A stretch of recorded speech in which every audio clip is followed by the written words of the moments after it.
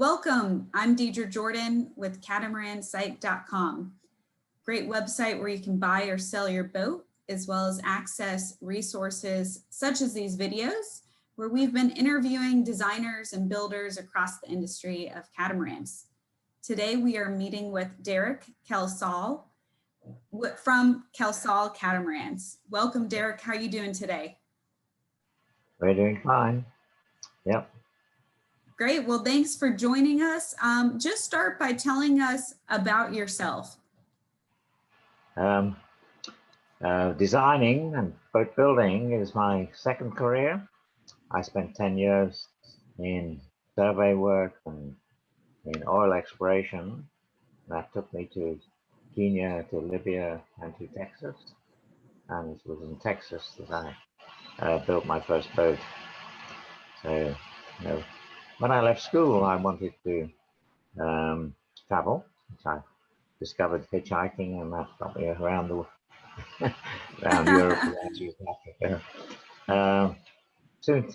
First time I came home with money in the bank from working in Libya, I got a pilot's license, which was just, I've forgotten how much. It didn't cost that much in that time, £130, I think. But this is going back a long way. And I wanted to sail the Pacific Islands.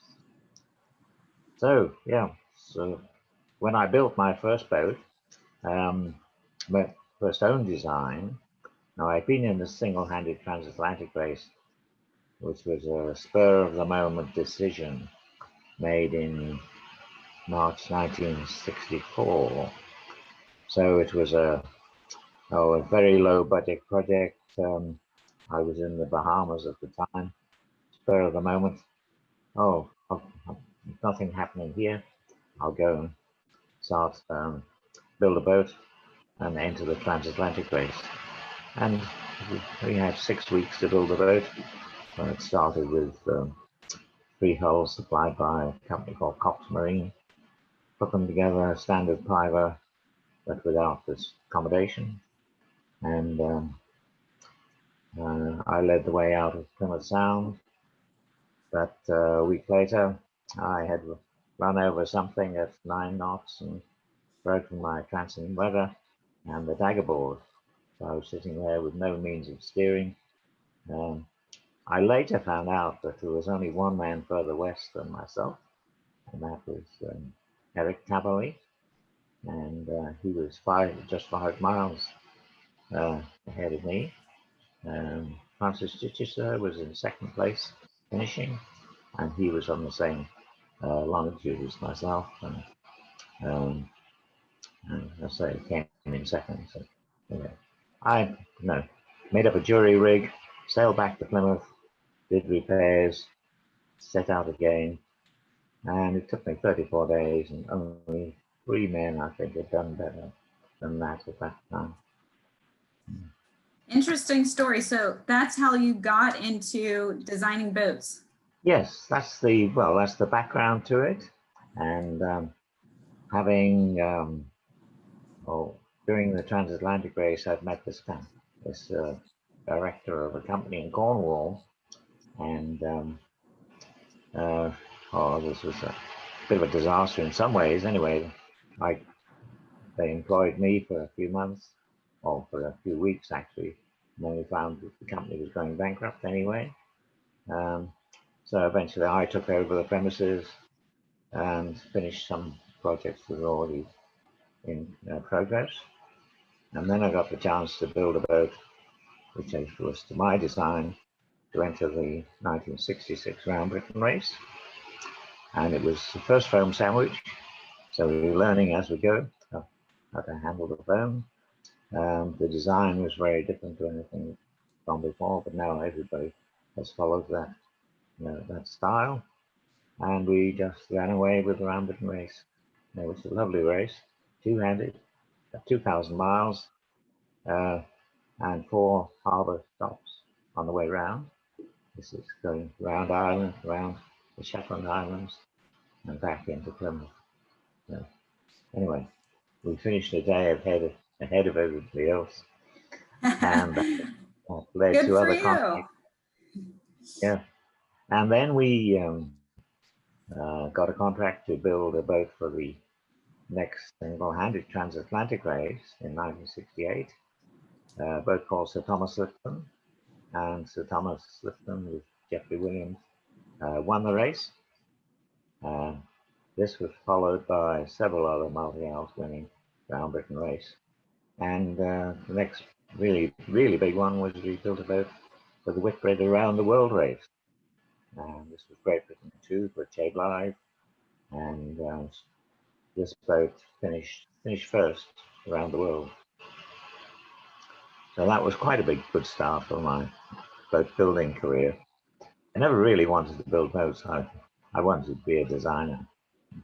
But you could get into the starting a company to build a particular project. It's quite hard to get out again. There's a lot of information out there on the internet about the Kelsall Swiftsure sandwich construction.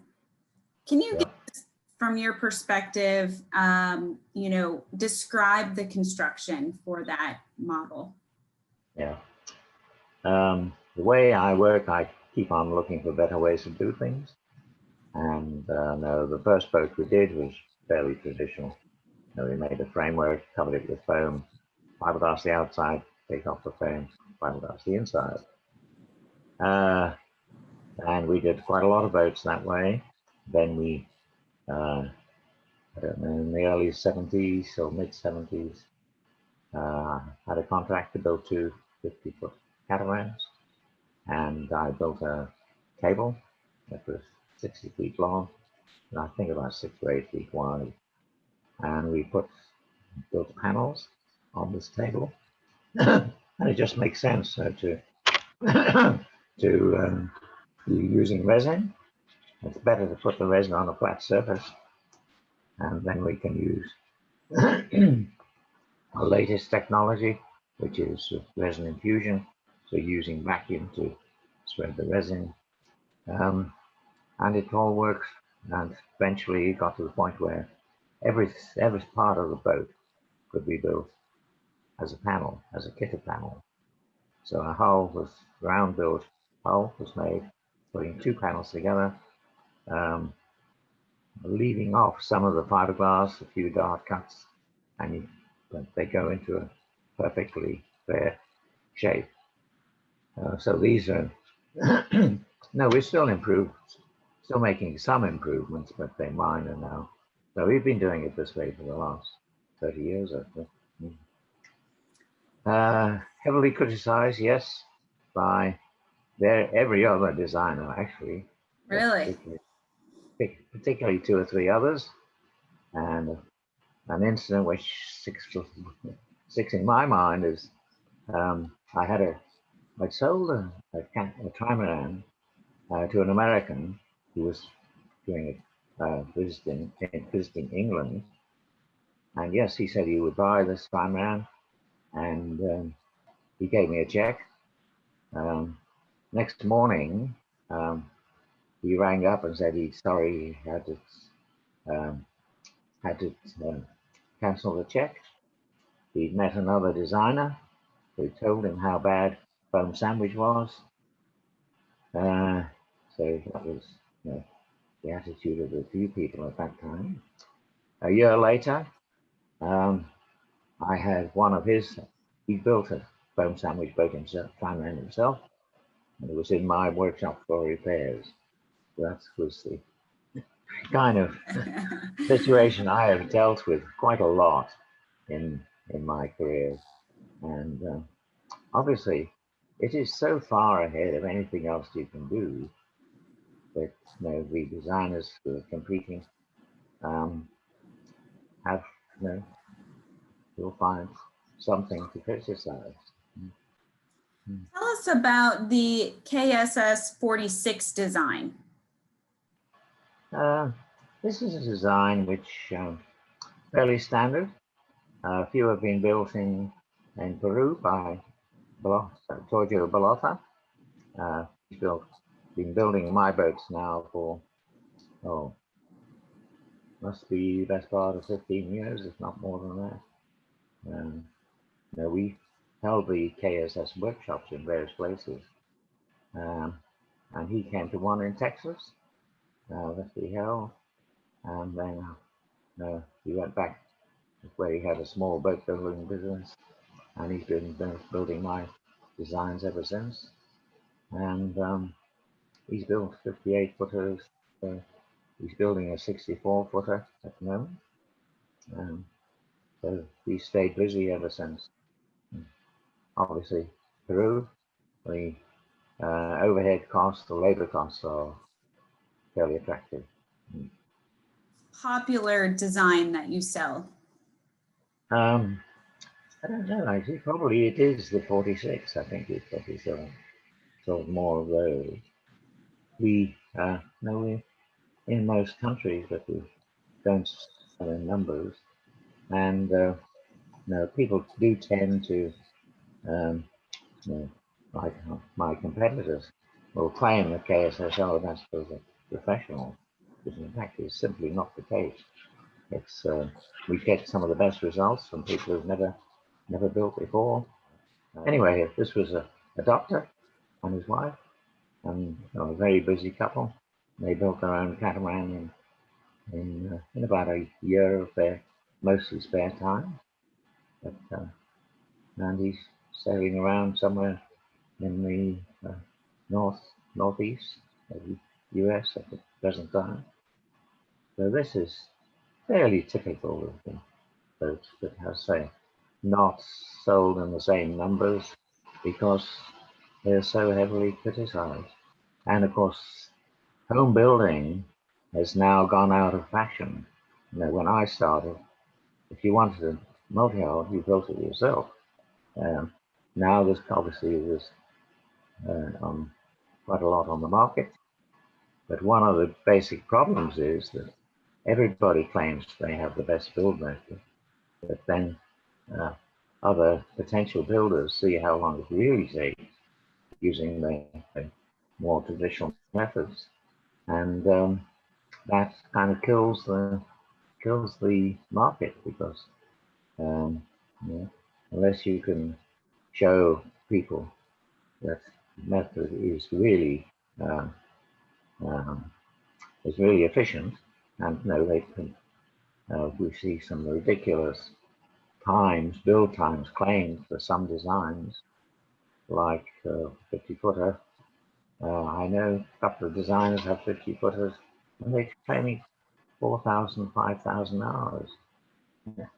And there was one of these built here in New Zealand, and they took 15,000 hours with a professional crew building. So, people find this out after they bought the plans, unfortunately. And then they look around and they visit other designs being built, and they will see that those claims are way out.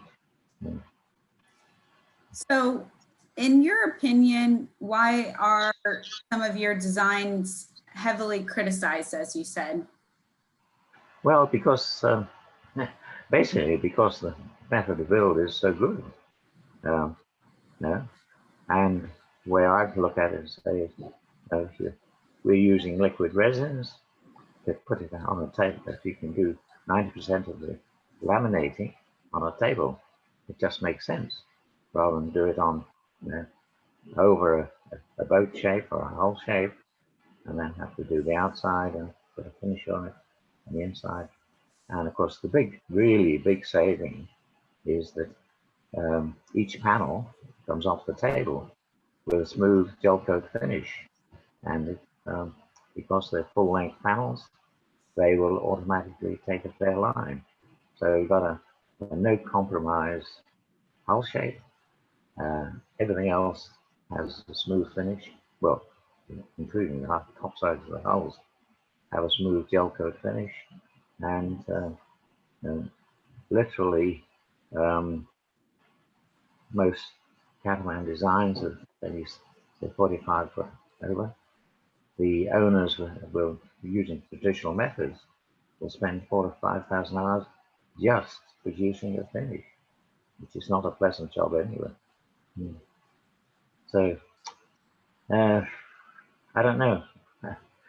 I guess I'm not the best salesman in the world when it comes to selling my own products, but You're honest. I like it.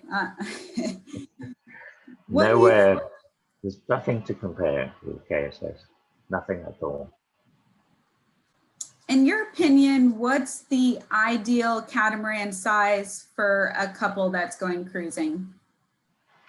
I think around the 40, 45 foot. No, I just, no, my Atlantic sailing was on smaller trimarans. Well, my first major Atlantic storm, and no, we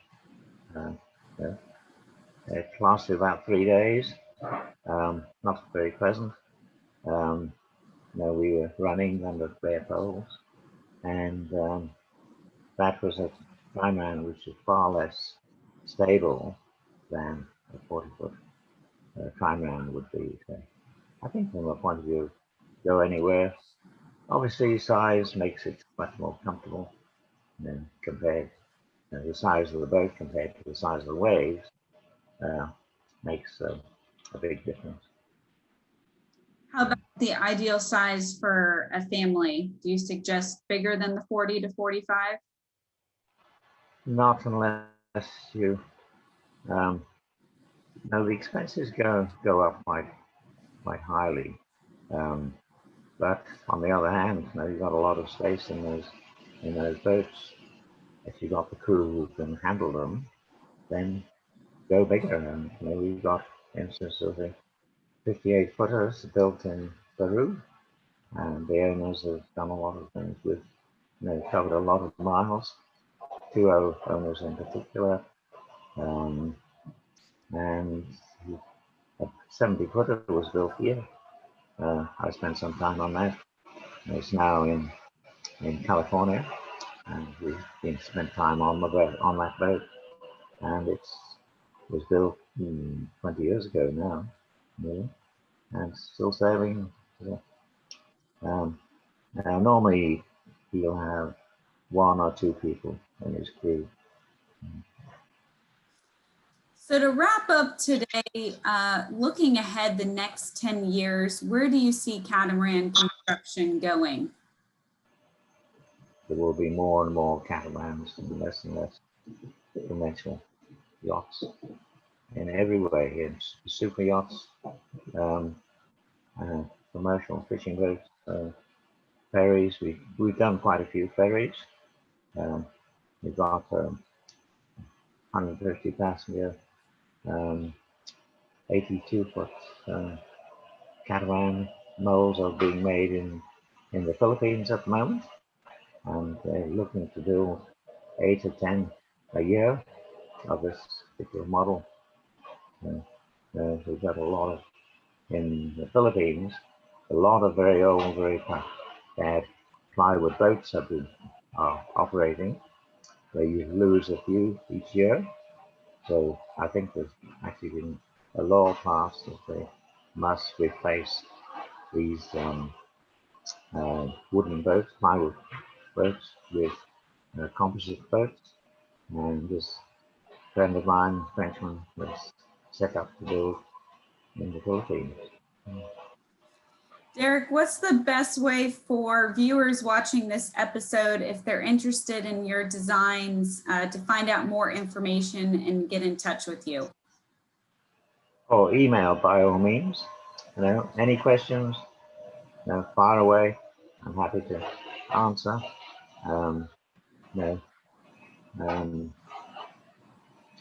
We've got study plans. So we've got a lot of these different designs. We actually welcome custom design as well. We keep adding to our range of boats. We've actually, there are more than, well, about 500 different designs afloat over the last, I don't know, 50 odd years that we have been designing. Great. Well, that wraps up today's episode on catamaransight.com.